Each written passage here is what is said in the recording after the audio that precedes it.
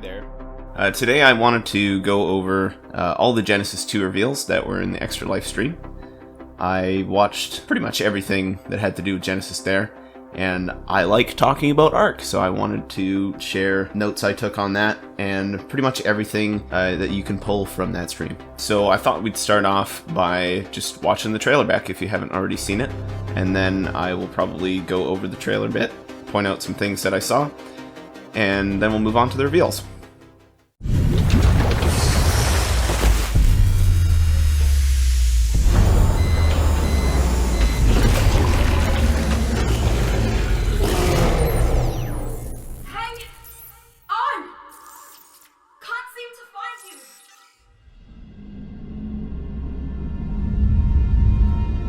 Welcome, survivor. Enjoy the view. You see before you the pinnacle of mankind's ingenuity. All of humanity's hopes and dreams carefully nestled within this lifeboat. Each of its shining rings are laden with miracles of science and nature. A paradise where the boundary between the biological and technological has been all but erased. And now all of it is mine. I control this vessel now. I command its evolution, and very soon, its destination. From there, my will shall spread across the cosmos forever, infinite and undying. And there's nothing you or that witless puppet, that shadow of her, can do to stop me. I have already set my designs in motion. Our future awaits, survivor.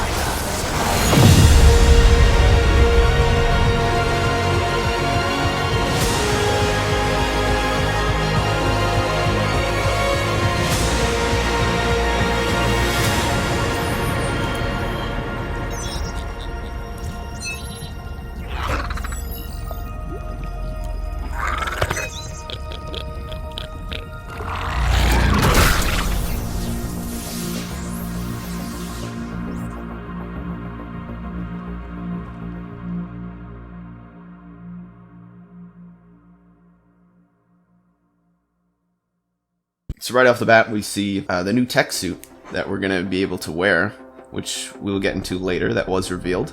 And one thing that was not shown in any of the reveals was the new robots walking around. They kind of look like loaders for supplies around the ship, maybe. They did say that there are robots managing the ship, so that could very well be it. Whether they'll attack us, I don't know. Will there be enforcers, scouts, defense units? Maybe. Could be very similar to the Sanctuary. You can also see the Striders walking around here, although we also see them in the Eden biome, which we'll get into a bit later as well.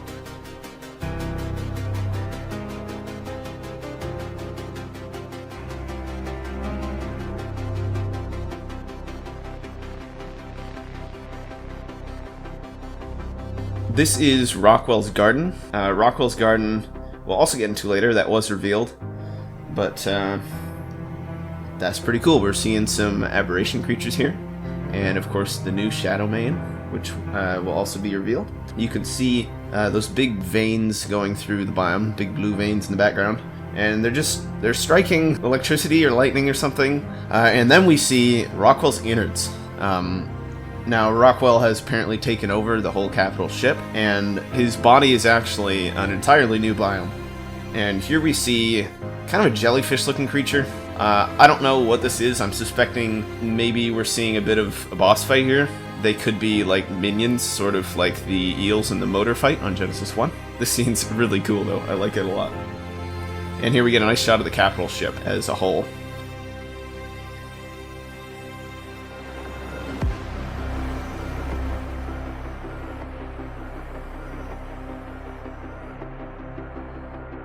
And here's the final scene with what we know as the Noglin, which will be our first reveal.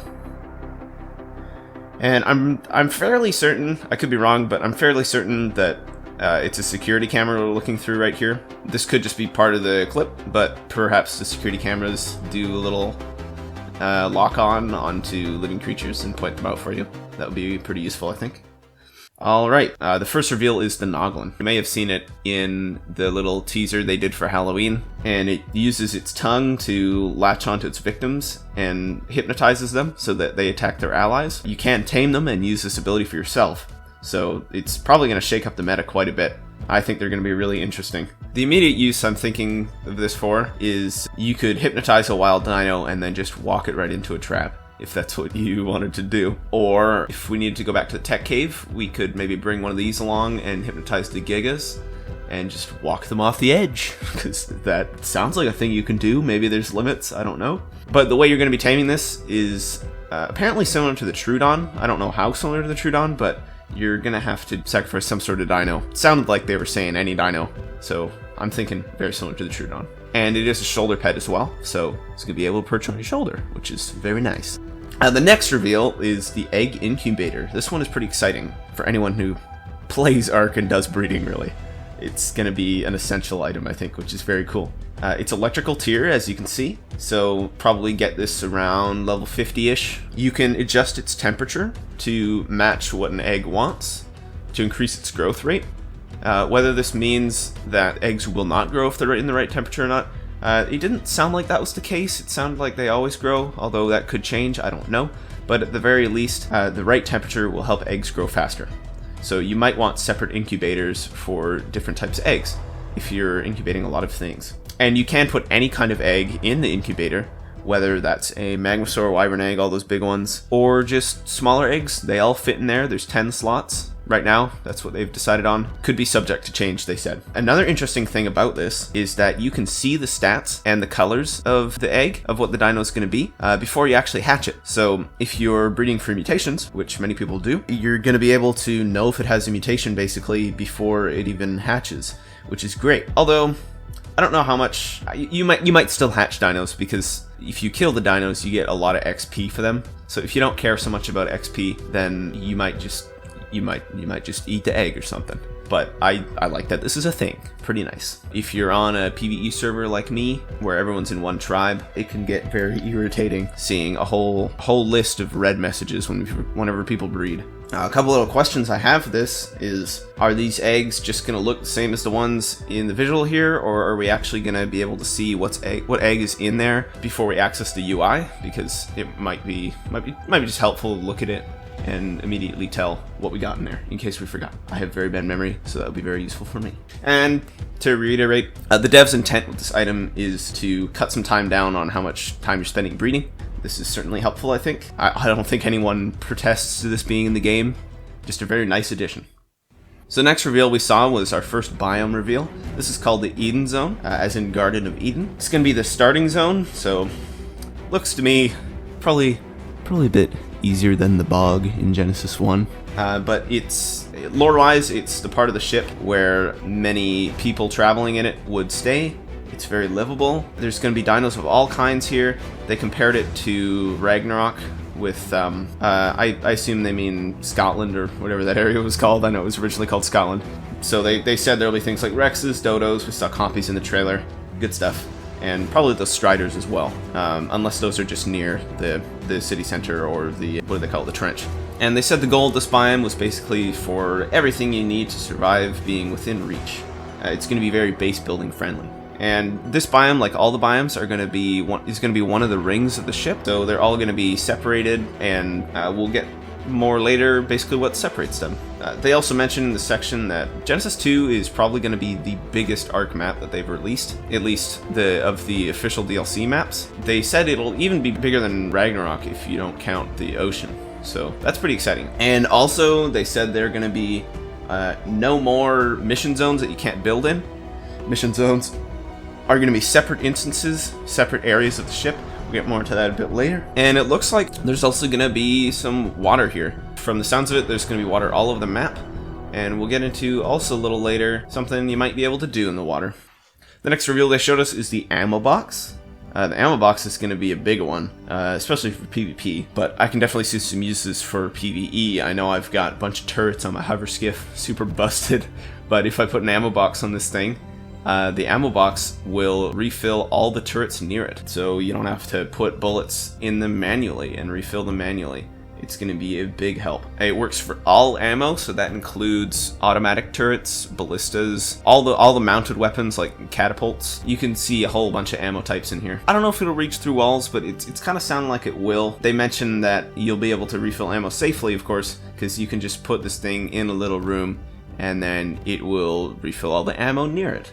So very, very nice addition. A couple concerns I have with this one is with latency. Is it going to be able to keep up with really fast turrets? How fast does it refill the ammo?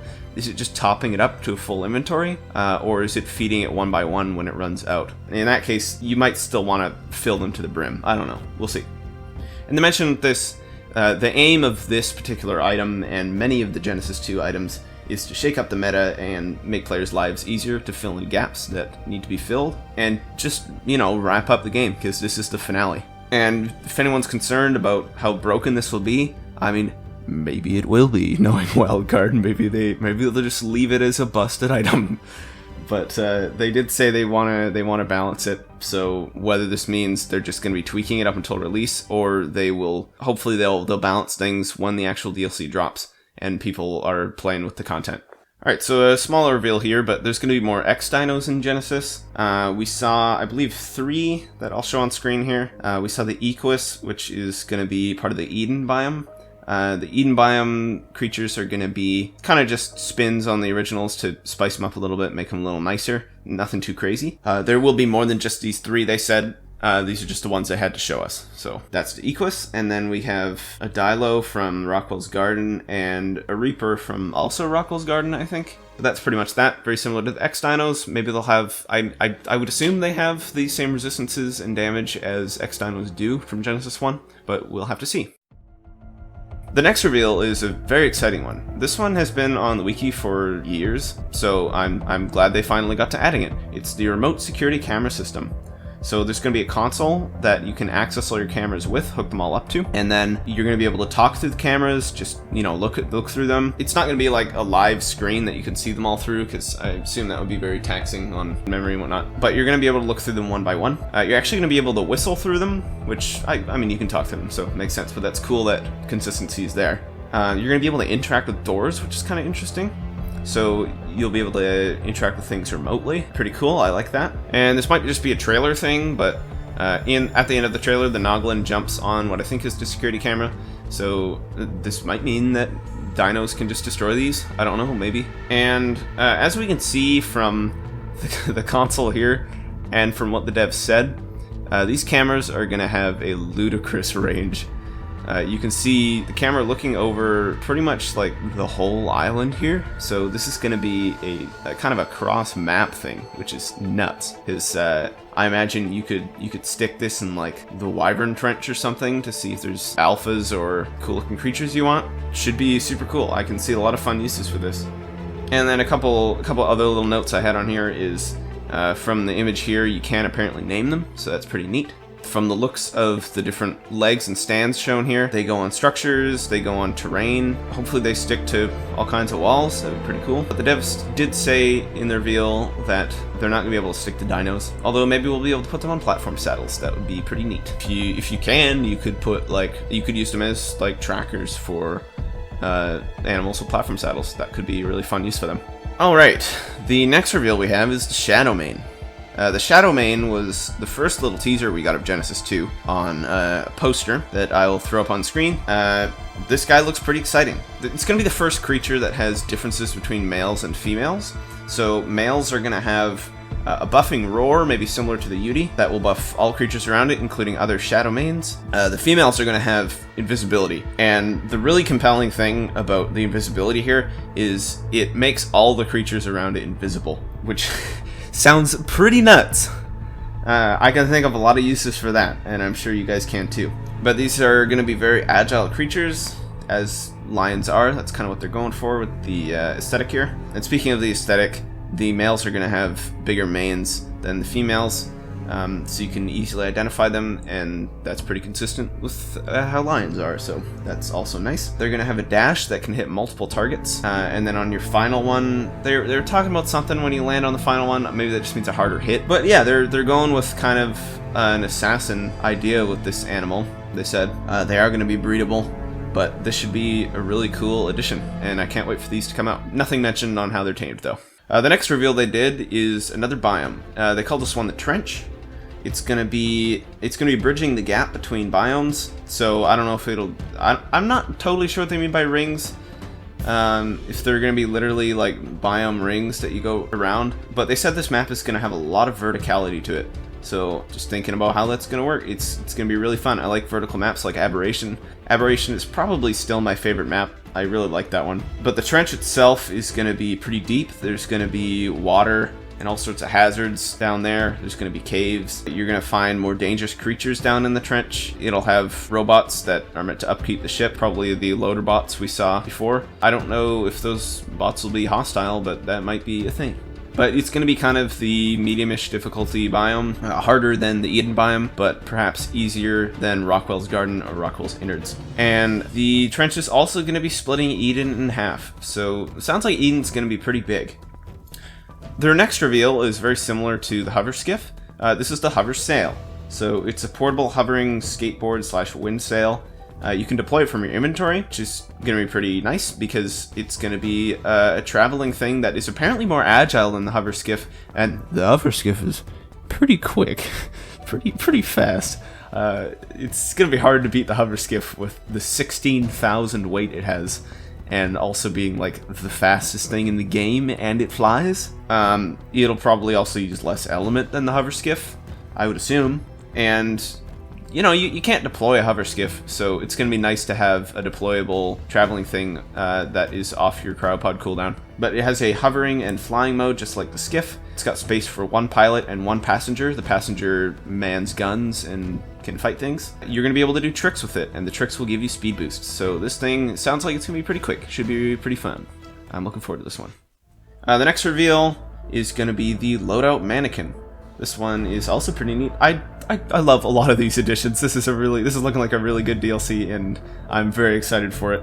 But this is looking like a primitive tier item. They said there's been a lot of demand for armor stands. They kept adding stuff to the armor stand, and this is what they came up with. So you're going to be able to go up to it and equip it with all sorts of gear, and press E, and it'll just switch out your gear for you. So I could see this being used when you're maybe going out and like I know in PvP very often people just fly around on Pteranodons. You could use this to switch back and forth between gear you need to go out and fight with and gear you're okay with losing. Probably going to be a pretty helpful addition, and looks to be pretty cheap. So you could have one of these for like every one of your tribe mates. The next reveal is another creature. Creature, if you can call it that. It's the Strider. The Strider we saw in the trailer, they look like those big giraffe things, but these are pretty interesting because they're going to have different kinds of attachments. In the trailer we saw they have the harvesting attachment, which you can see on the right with the drills on its nose. I don't know what the attachment is on the left there, but there's going to be attachments for the head, the back, and the chest. There might be other ones, I don't know, those are just the ones they mentioned. There's going to be a platform on their back, as you can see there. Whether you need a saddle for these or not, it doesn't look like it, so there might just be a built-in platform, which is pretty cool. There's going to be a built-in tech bed, which is awesome. And then here's the big one. These guys have portable transmitters on them, tech transmitters. And that's quite good. So you're gonna be able to harvest things with these, and then just send them up into the transmitter, which is really, really good because that vastly increases the amount they're going to be able to carry. Whether these will have combat attachments, I don't know, but this seems like kind of our farming creature for Genesis 2. Very exciting. To tame them, it's gonna be a little different. You're gonna hack into them, and they're gonna sound some sort of alarm that is very. You can definitely hear it throughout the area, and that alarm is intended mostly for PvP, so that other tribes can contest a tame of one of these. Pretty interesting concept. Whether you actually need resources to hack into these, I'm not sure. Maybe you need some sort of decryption key. We will just have to see. That's about all they gave us. But you're not going to be able to build the attachments for these. You're just going to have to find the Strider with the attachments you're looking for. and the right level that you want. So a high level with the attachments you want. Hopefully these will be pretty plentiful in their spawns so that you can find the one you're looking for. They do look pretty slow, that's my only concern. If you can put them in cryopods, that'll be pretty great. I know you can put enforcers in cryopods, and there was a bug where you could put scouts in cryopods, which you can't do anymore, but that was pretty funny. So maybe there's a speed attachment that makes them faster. That would be pretty neat. But that's about it for the Strider, so we'll move on to the next reveal. The next thing they showed off was the Genesis capital ship itself. This is where the map takes place. Again, they said this is probably going to be the largest map they have. There's going to be a full open world area, unimpeded by any missions, so you don't have to worry about mission areas where you can't build in. The missions are going to be in separate areas of the ship that you're transported to. A little concerned about that because if you disconnect in missions, that could lead to some lost items. They did do pretty well with that with the motor boss fight though. All your stuff would return to the mission spawn when you die, although if they don't have the actual mission nodes out in the world this time, I'm wondering where they would bring your items back to. We'll have to see. They did say this map is going to be multiple kilometers long, so pretty big map. Looking forward to that. I'm just wondering how they're good. This sounds pretty ambitious. I'm wondering how they're going to have all of this done in the time frame they've given. Knowing Wildcard, we're probably looking at another delay here. Hopefully March, hoping for March. If it takes longer, oh well, we're kind of used to that by now. But yeah, whether we'll actually be able to see this whole ship in-game is unclear. There's going to be a biome that has an animal we'll get into later that might just be the outside of the ship where we can see this, so that would be pretty cool. There's also this closed-in shot here. I don't know what they're trying to show us here. Maybe it's a branch where missions take place, or maybe it's a branch where this outside biome is going to be where they might reuse some of the lunar assets. Also, another thing on the missions, I really hope whoever does the loot tables for the missions this time thinks a little bit more about what's useful, because there were definitely some missions that were great in Genesis, but there were a lot of missions that were just not good because of what they dropped. And a couple of the missions were only really used because you could just kill a lot of animals for a lot of meat and hide and stuff, which is fine, but there should be better loot tables this time. I hope there are. Especially with the motor fight. The motor fight was like, you get the tech rims, and then the actual loot you get was like a taxidermy base. Yippee. The next reveal is the tech bow. Now, I'm usually not so excited for tech weapons being announced, because unless you can get the tech weapon, I'm hoping you can get tech stuff from missions like you could from Genesis 1, because you'll be able to get a bit better tech stuff. But the tech bow sounds really exciting. I'm liking the look of this one a lot. It's not just like a gun with damage, because that's kind of what the shotgun or the assault rifle does, or the tech rifle. Tech rifle's also very good, especially if you get a good quality one, but you're going to be able to switch the ammo type on this one for a lot of different utility. There's going to be explosive arrows, flame arrows, trank arrows, really good stuff. I'm really looking forward to this one, and it's sounding like you don't even need to craft the arrows for this. It's actually just going to be powered on element, which is pretty nuts, because element is fairly easy to get at this point, and if you can just pull out your bow and kill stuff or trank stuff or whatever you want to do with that, it's going to be really good, because turns out a bow that can shoot like everything is good. But we'll have to see how much damage it actually does. The explosive arrow sounds promising. When you pull it back to full charge, it's going to be hit scan apparently, so that's really compelling. And yeah, I really like the look of the bow here too. It looks like it transforms when you pull it out, which is pretty cool. I love the tech aesthetic in Ark. Really cool item. The next reveal we got was Rockwell's Garden. This is one of the harder biomes in the game. It's going to be home of the Shadow Mane and a lot of aberration creatures, like we saw Seekers and Glowbugs, and probably Reapers, unless those are just in the Innards. It's going to be a very dangerous biome, they said. They really emphasized on that. This is where you're going to go for more rare resources. People have been comparing it to Aberration. The devs touched on this. They said it's not like it's not just a copy of Aberration. It's going to be more alien, and it's going to have more character to it. So really looking forward to this biome. It looks very cool. They also said it's going to be one of the larger biomes. So is it going to compare to Eden? It's sounding like Eden's going to be kind of the biggest one. But they really emphasized on the verticality for this biome as well. So we saw in the trailer there's definitely some layers to it. I really like verticality. It's going to be very cool. And as for, on the topic of aberration, they also said that you're going to be able to use flyers all over this map, so you'll be able to fly in this biome too. The next thing they revealed was the Federation tech suit. This is the one we see at the end of Genesis 1, at the beginning of the reveal trailer for Genesis 2, and they said you're actually going to spawn in with this. It's going to be a full tech suit with a jetpack that I think they said it costs no element, which is like, okay. That's an interesting decision. We'll have to see how this pans out. Yeah, I don't really know what to say about this. This is really pretty surprising to me. You're not going to be forced to wear it, so if you feel it's too cheaty, you don't have to use it. But it's going to be very useful throughout the map, from the sounds of it, with all the verticality and whatnot. They did say it's going to be a lower tier tech suit. I don't know if they meant it's just a primitive one as compared to quality ones you get from missions, but it could be just worse than the regular tech suit, so you still have a reason to get the regular one. Whether you'll be able to transfer this between maps is going to be pretty important. Yeah, it's if they let this transfer between maps, that's going to be really something.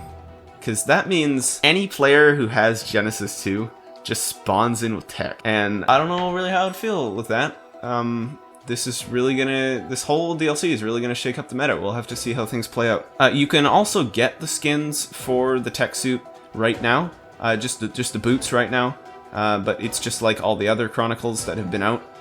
You just look for the Explorer notes on the previous maps and unlock them for yourselves. The ones in game right now are just skins, and they're actually they're the first skins for the tech suit. So you can put them on the tech suit. I didn't try putting it on any other gear in the game. It might just be for the tech suit. I'll have to test that out later. The next reveal is the canoe. And I can't say I'm surprised with this one. With each DLC, there's always a new primitive thing. Like, I know in Aberration, it was the fish baskets that maybe 2 people used. And it was the fish nets in Genesis, which are nice, a really good improvement to fishing, so like, sure, whatever. The canoe though, I mean, it's gonna be probably faster than the raft. It's 3-passenger, it's gonna be crafted with wood, thatch, and fiber, so super attainable and cheap. They said there's gonna be lots of rivers, so maybe this will be a good option for early transport. Although, we'll have to see how good that tech suit is, because if you just have a jetpack that lets you fly everywhere faster than a canoe, then why bother? But you're going to be able to fish on this thing. Water creatures will not attack you when you're in the canoe, and more passengers means more people to row, which means the canoe will go faster. So sure, canoe. The next reveal is another creature. This is the Astrodelphus. It was revealed with a pretty cool looking saddle in one of the reveals. This is going to be very similar to the Astrocetus or Astrocetus from the lunar biome in Genesis 1. It's apparently going to be similar to the Tropio from Crystal Isles. It's like a dolphin-styled space whale, so it's a space dolphin. It's pretty neat. I like that. It's going to spawn in the outside ship biome, which they didn't go too much into, but it's going to have a tech tier saddle, which has cannons that apparently have hit scan capabilities, or at least they're really fast, so they're not like slower like the Astrocetus's tech saddle cannons were. It's going to have 2 modes, which is a fight mode with the lasers and stuff, I assume, and it'll have a flight mode where it can go a lot faster. So they wanted this to be a counter for the Tropio. Do people use Tropios? I don't know. I don't know if the Tropio needs a counter, but yeah, I mean, this is probably just going to make Tropios completely obsolete. It was not revealed if these are going to be breedable. I don't think the Astrocetuses were, so I'm not expecting these to be breedable, but they could be. I don't know. We'll see. They have been making more things breedable lately. The next reveal is the minigun. So we already have a minigun turret in the game, but now we have a handheld minigun. It's going to be deployable, so you can put it on the ground if you want for like more stability or something. I'm not really sure why you would put it on the ground as opposed to having it in your hand. We'll just have to see how it functions. But there's going to be a wind-up like any minigun. It's going to overheat if you shoot it too much. It's looking to be electrical tier. We're talking probably level 70-ish, I'm guessing. You're going to be able to hold it in your hand. Yeah, I mean, I don't know how much use people actually get out of this because it seems super ammo hungry. We'll have to see how useful it is compared to other things. They did say it's going to be good for bosses. I don't know if that means we get like bonus damage for bosses or whatnot. It could be a thing, we'll see. It's a cool addition. The next reveal we have is the tech pistol. The tech pistol, I was a little concerned this was going to be just another weapon that is outclassed by the tech rifle or something. But the tech pistol, kind of like a lot of the tech things in this DLC, are going to have different modes, all different kinds of uses for them. So this is going to act as just a regular weapon if you just want to shoot it. There's going to be a stun mode, which if more people are stunning a creature, it'll be stunned faster apparently. When something has stopped being stunned, there's going to be a cooldown period where you can't stun it anymore. There is going to be a cap on how many people can stun something, like how efficient the stun gets. So you can't just have like 20 people jump on with stun guns and stun something instantly. I don't know, we'll have to see how the balance is on that. But there's also going to be healing mode, which is pretty cool. We'll have to see how that stacks up against the Snow Owl or whatever, but having a handheld healing gun sounds pretty useful and can only really be good. I'm also curious, we'll have to see if more element is used for different modes. I don't know how that'll work out, but this could potentially be a really useful multi-tool, and I'm looking forward to this one. Okay, the fourth biome that was revealed is Rockwell's Innards. They said they didn't reveal all the biomes at this point, but this is the core of the ship, they said. It is Rockwell. Rockwell has spread out all over the ship. It makes me think about what's the boss gonna be? Is it gonna be like his heart or his brain? I don't know. We'll have to see. Maybe we'll be hearing voice lines from him as we go through the biome, because I assume he would be able to see us if we're in his innards. And then in this section, in this reveal, they also just gave us a little bit of lore about Rockwell. He has apparently been using this capital ship to experiment and perfect all of his creations, and what he's kind of doing to shape his world and what he wants to do with it. And the final reveal we got is Tech Crop Plot. This one is supposed to grow plants faster. It's got a bigger inventory. It holds more water. You actually might not even need water if you put it in some particular biomes, like maybe the bog or the ocean or something. It will just absorb water. Whether this means it just uses like less water or it actually fills itself up, I don't know.